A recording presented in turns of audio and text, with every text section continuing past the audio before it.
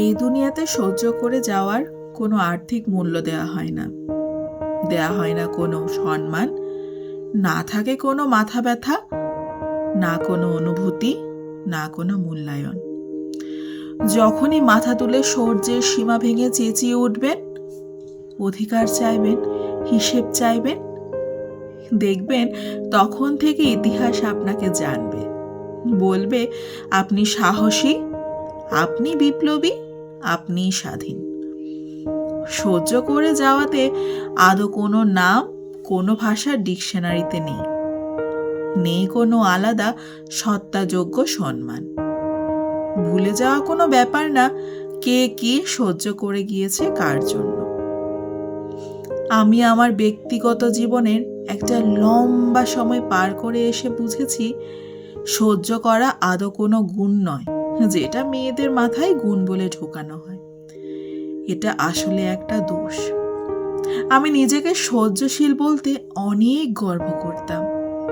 বাস্তবে আমি কিন্তু ছিলাম মেরুদণ্ডহীন, যে হাজারো অন্যায় মেনে নেওয়ার একটা কাঠপুতুল মাত্র।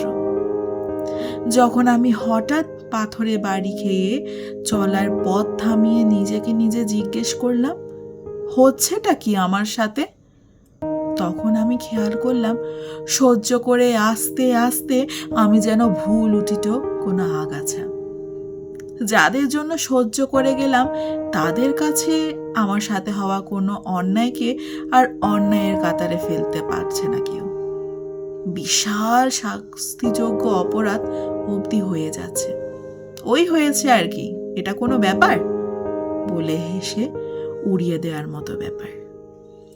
অন্যায়কারীকে শাস্তি না দিয়ে বারবার সহ্যকারীকে বলে যাওয়া হচ্ছে, কি এমন হয়েছে যে?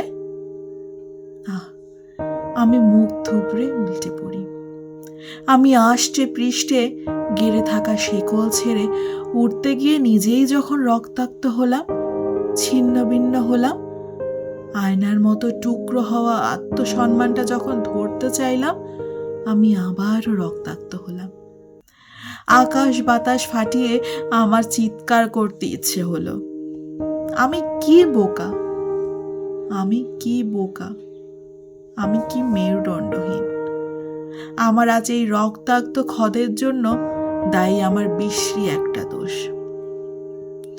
যেটাকে মানুষ গুণ বলে ভুল বুঝিয়েছে আমায়। সেটা হলো সহ্য।